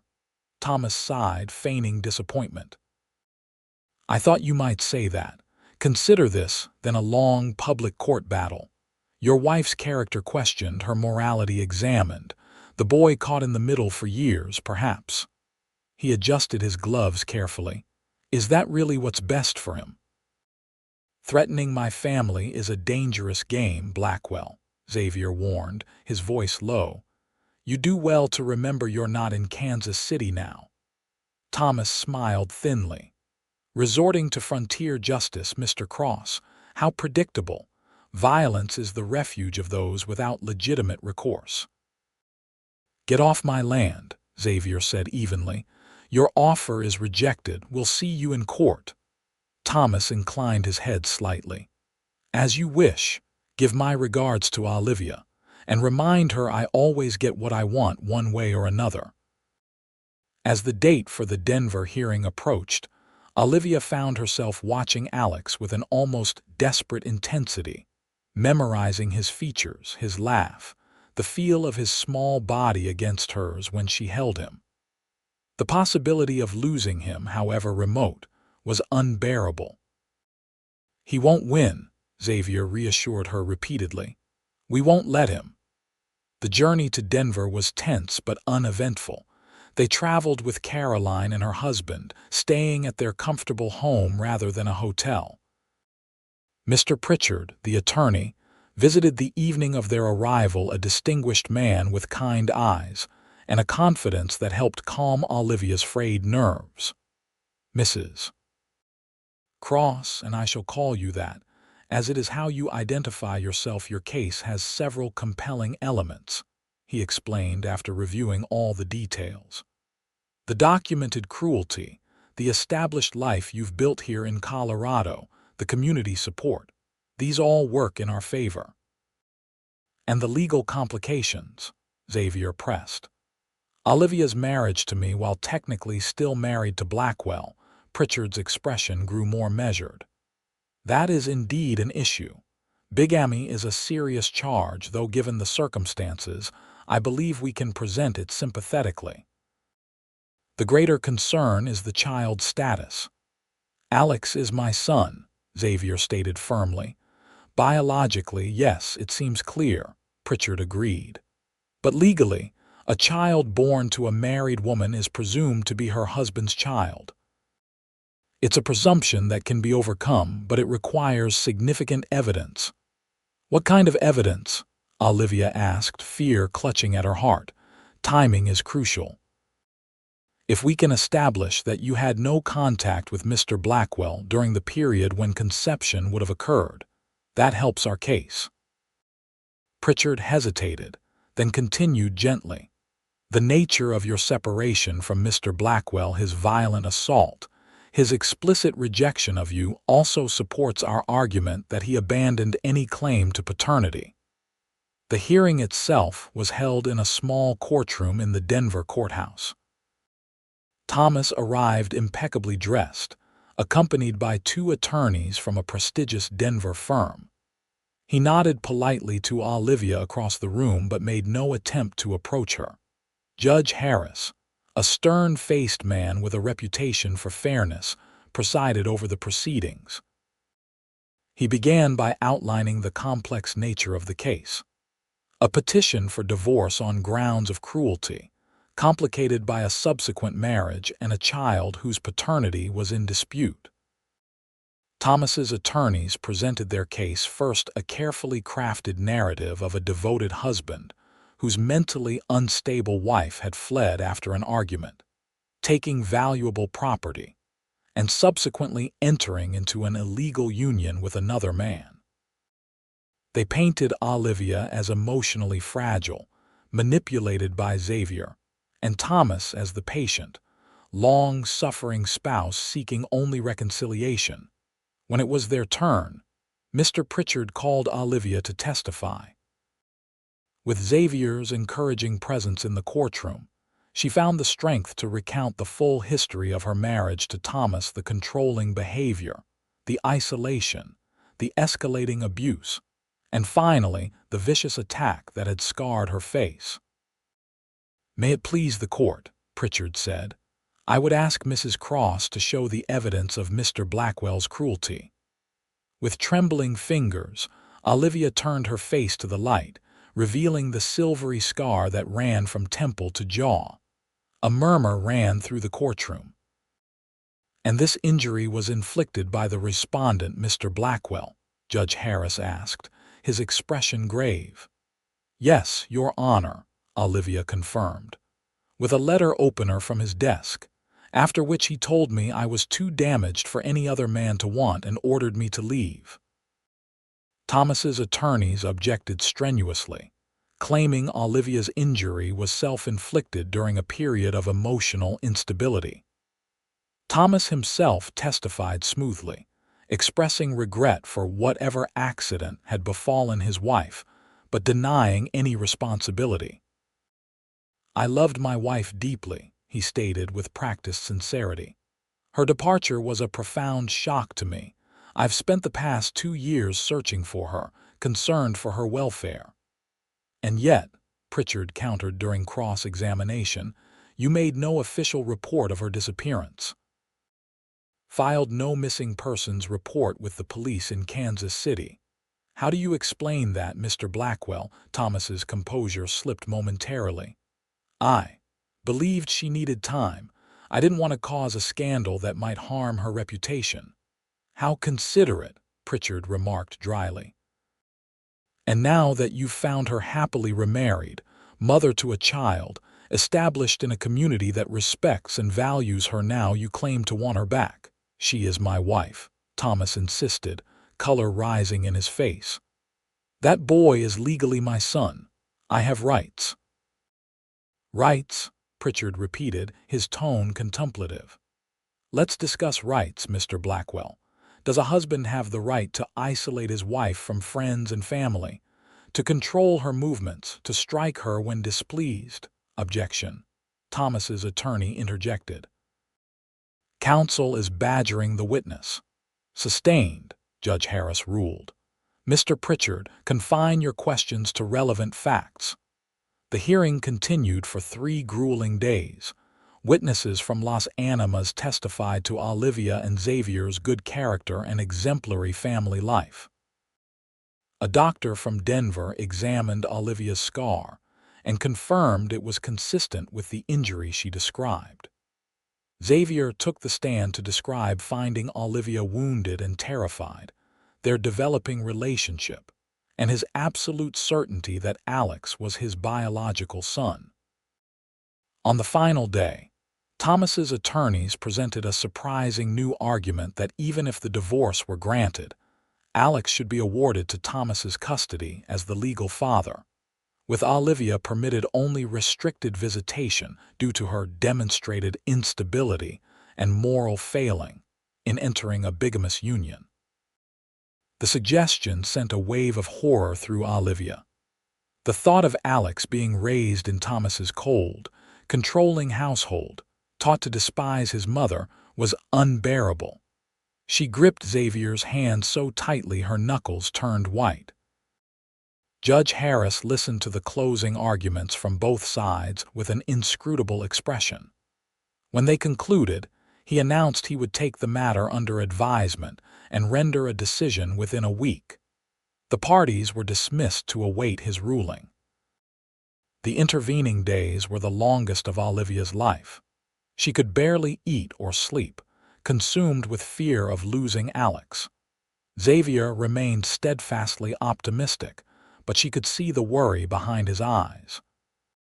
Whatever happens, he vowed the night before they were to return to court, we'll face it together. If necessary, we'll take Alex and go where Blackwell can never find us. Become fugitives, Olivia whispered. Is that the only way? Xavier gathered her close.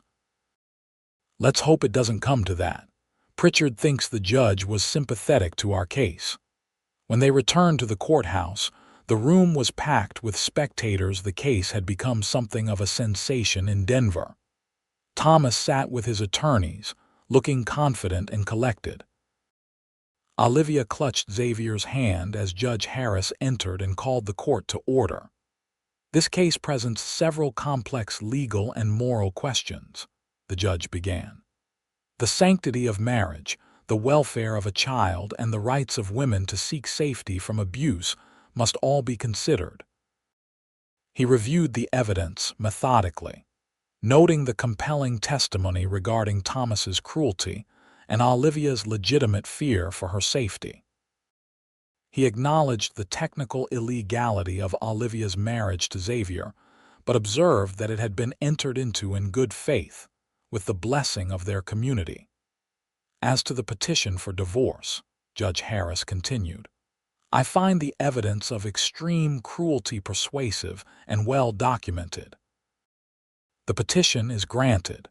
Mrs. Jenkins is hereby divorced from Mr. Thomas Blackwell on grounds of cruelty. Olivia sagged against Xavier in relief, but the judge wasn't finished. Regarding the status of the minor child, Alexander James Cross, he continued, this presents a more difficult question. While the law presumes a child born to a married woman is the child of her husband, this presumption can be rebutted by clear and convincing evidence. He paused, reviewing his notes. In this case, the timing of Mrs. Jenkins' departure from Kansas City, the circumstances of that departure, Mr. Blackwell's own testimony that he told her never to return, and the obvious physical resemblance between the child and Mr. Cross all serve to rebut the presumption of Mr. Blackwell's paternity. Thomas half rose from his seat, face flushing with anger, but his attorney pulled him back down. Furthermore, the judge continued, even if Mr. Blackwell had a legal claim to the child, this court is bound to consider the best interests of the child above all else. The evidence clearly shows that Alexander has known only Mr. Cross as his father and has a loving, stable home with Mr. and Mrs. Cross.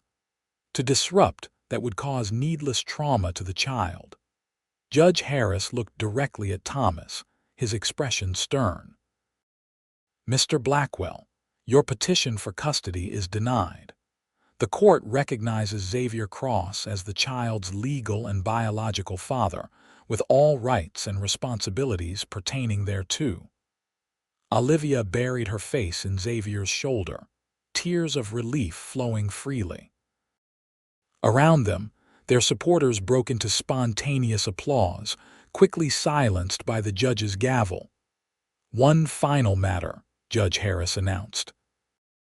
Given the unusual circumstances, I am retroactively validating the marriage between Olivia Jenkins and Xavier Cross, effective from the date of their ceremony in Las Animas.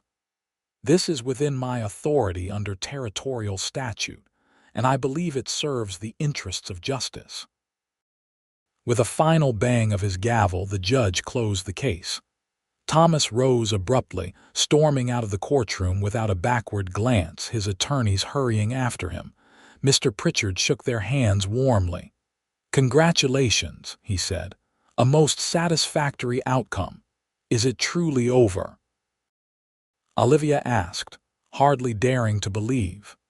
"Can Thomas appeal?" "He can try," Pritchard acknowledged, "but Judge Harris's ruling is comprehensive and well-reasoned. An appeal would be unlikely to succeed, especially given the weight the judge placed on the child's best interests."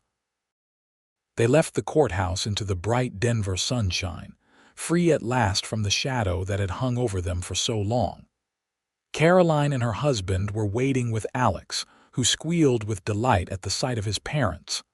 Olivia scooped him up, holding him close, breathing in his sweet scent. "We're going home, sweetheart," she whispered. "All of us together." That evening, celebrating at Caroline's home, Xavier raised his glass in a toast. "To new beginnings," he said, his eyes meeting Olivia's across the table, "and to finding family in unexpected places." "To family," everyone echoed. Later, as they prepared for bed, Xavier drew Olivia into his arms. "You know, when I found you that day, hiding your face so afraid, I never imagined where that road would lead us." Olivia smiled, touching his beloved face. "You said I had nothing to hide from you. And you were right." "I was right about something else too," Xavier murmured, pressing a kiss to the silver line on her cheek. "You are the strongest, most beautiful woman I've ever known, scar and all." They returned to Las Animas to a hero's welcome. The entire town turned out to greet them, Martha Peterson organizing an impromptu celebration at the hotel. Sheriff Donovan confirmed that Thomas Blackwell had checked out of his room and departed on the eastbound stage, presumably returning to Kansas City. Life at the ranch gradually returned to normal. Xavier's business continued to flourish, with the Army contract expanding to include training programs for cavalry officers. Olivia's preserves gained popularity beyond Las Animas, with regular shipments going to Denver shops. In the fall, Olivia discovered she was expecting their second child. Xavier's joy was boundless, and Alex, now a talkative 2-year-old, was fascinated by the idea of a baby brother or sister. Shadow, fully rehabilitated, became Alex's special companion, the gentle mare tolerating the toddler's attention with remarkable patience. Their daughter, Caroline Martha Cross, was born the following spring, a blue-eyed, strong-lunged baby who immediately wrapped her father around her tiny finger. Martha Peterson proclaimed her the most beautiful baby in Colorado Territory, a judgment no one dared dispute, 5 years passed peacefully. Their family and ranch prospered. Alex grew into a confident, kind-hearted boy who showed his father's gift with horses. Little Caroline Caro, as they called her, became a spirited, independent child who followed her brother everywhere. Olivia's scar faded until it was barely noticeable, more a part of her story than a mark of shame. Sometimes months passed without her thinking of Thomas Blackwell at all. Then, on a crisp autumn day, a letter arrived from Kansas City. Olivia recognized the handwriting immediately, her heart stuttering with old fear. She opened it with trembling fingers, Xavier watching with concern. Inside was a brief note from Thomas's lawyer, informing her that Thomas had died unexpectedly of a heart ailment. As a final gesture, apparently made during his illness, he had left a substantial trust fund for Alexander, regardless of biological parentage, to be accessed when the boy turned 21. He never stopped believing Alex was his, Olivia said softly, handing the letter to Xavier. Xavier read it carefully. "What do you want to do?" Olivia gazed out the window to where Alex was helping a ranch hand mend a fence, his small face serious with concentration. "I don't know. The money could give him opportunities, an education we might struggle to provide. Or it could be Thomas's final attempt to control him, control us," Xavier pointed out. They discussed it late into the night and in the days that followed, weighing their options. Finally, they decided to accept the trust, but to tell Alex the full story when he was old enough to understand about Thomas, about Olivia's escape, about the court case that had affirmed Xavier as his true father. "We'll let him decide when the time comes," Xavier concluded. "Whether to use the money or not." "That seems right," Olivia agreed. "No more secrets, no more hiding." The news of Thomas's death brought a complex mix of emotions for Olivia: relief, a strange sadness for the man he might have been, and finally, complete closure. The last link binding her to her past was severed, leaving her fully free to embrace her future. On their 7th wedding anniversary, Xavier surprised Olivia with a special gift: the deed to an additional parcel of land adjoining their ranch, perfect for expanding their operations. "I have a vision," he explained as they rode the boundaries together. "Cross Family Horse Farm, not just training anymore but breeding and raising the finest horses in Colorado, something we can build together, something for the children to inherit." Olivia's heart swelled with love as she looked at the man beside her, still handsome, now with silver threading through his dark hair, his face lined with years of sun and laughter. "I think it's a wonderful vision," she said, reaching for his hand. "Our legacy." That evening, as they sat on the porch watching the sunset, their children playing in the yard, Olivia reflected on the journey that had brought her here. From terrified, scarred runaway to confident wife, mother, and businesswoman, a transformation made possible by one man's simple belief that she had nothing to hide, nothing to be ashamed of. "What are you thinking about?" Xavier asked, his arm warm around her shoulders. "The day you found me," she replied, leaning into him. "How afraid I was, how certain that my life was over." He pressed a kiss to her temple, right at the beginning of her scar. "And look at you now." Olivia smiled, watching Alex help Caro climb onto Shadow's patient back, the family dog circling excitedly around them. "Look at us now," she corrected softly. As the sun dipped below the horizon, painting the sky in shades of gold and crimson, Olivia Cross knew with absolute certainty that she was exactly where she was meant to be, face uncovered, heart open, surrounded by the love that had healed her more completely than time alone ever could.